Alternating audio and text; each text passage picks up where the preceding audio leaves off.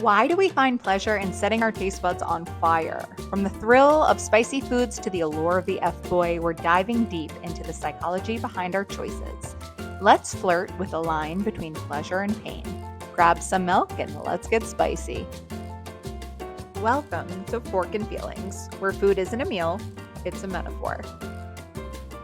You may be surprised how much you can learn about yourself through food. Each week, we'll talk about a different meal, observing deeper meanings through the lens of self-growth, confidence, and community. I'm your host, Lauren Serpico. I'm a psychology PhD, certified personal trainer, and a native New Yorker who grew up in an Italian-American home. If I leave you feeling satiated after watching, please subscribe, leave a like, and share with your friends. Now, let's dig into the layers of the self. On today's episode, we're turning up the heat, but not just in the kitchen. We're diving into that fine line between pleasure and pain. Why do we willingly choose things that can hurt us? From choosing the F-boy over the nice guy to ordering your Thai food at a spice level 10. Why do we flirt with the line between pleasure and pain, and what is really driving us there? The psychology of spice. The more you eat spicy foods, the more you get used to it. It's called desensitization, which is your body's way of saying, oh, we're doing this again? Let's go. I'm ready. But there's more to it than just toughening up. Studies show that people who are high in sensation seeking, those thrill seekers who love new experiences, are more likely to enjoy spicy foods. For them, that burn is just another form of excitement, like riding a roller coaster, except on your tongue. Here's the fun part. Even though these spice lovers are chowing down on the chilies, they're not necessarily feeling less of the burn. They're just into it. It's not about building up immunity to the heat, it's about embracing it, like a dare they know they could win.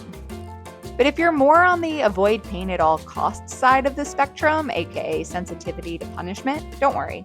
It doesn't automatically mean you're steering clear of the spice. In fact, there's no real connection between being more cautious and liking spicy foods. So even if you're risk averse, you might still surprise yourself with how much heat you can handle. Bottom line, spicy food isn't just about how much burn you could take, it's about who you are as a person. For some of us, the heat is a challenge. For others, it's a reward. And for the rest, maybe it's just a way to feel alive. If you think about it, it's exactly like the show F-Boy Island. Okay, maybe not exactly, but it can help us understand why sometimes we gravitate towards fire even though we know we'll get burned instead of giving sweet a chance. Sometimes we crave the heat not because it's thrilling, but because it feels familiar. Even when something is uncomfortable or even painful, if it's what we know, we keep going back for more. Some of us grew up with spicy food and now we can't eat without the heat. Some of us might be drawn to toxic patterns because they've become our version of normal. In relationships, this means seeking out the same kinds of emotional turmoil we've experienced before because it's what we're used to. It's that twisted comfort of the familiar, even if it burns us every time. But just like you can build up a tolerance to spicy food over time, we can also get wiser when it comes to recognizing the F-boys and girls before they do real damage. We learn to spot the signs, and when they start turning up the heat with their emotional games, we could run the other way.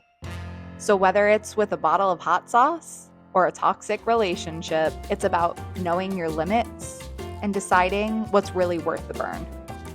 Just as we learn to embrace the heat in our meals, we can also learn to recognize the emotional spice in our lives, especially when it comes to those F-boys and girls. Remember, the thrill might feel good in the moment, but it's the aftermath that counts. So the next time you're tempted to dive headfirst into something hot, be it a plate of fiery wings or a Chad, pause and ask yourself, is this burn worth it?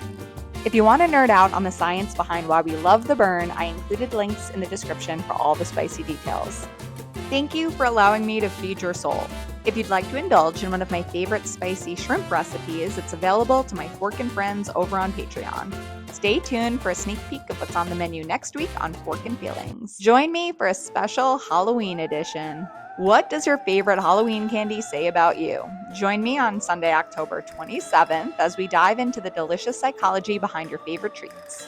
Hi, and welcome back to Cooking for Dummies. I can't wait to have the chicken fettuccine.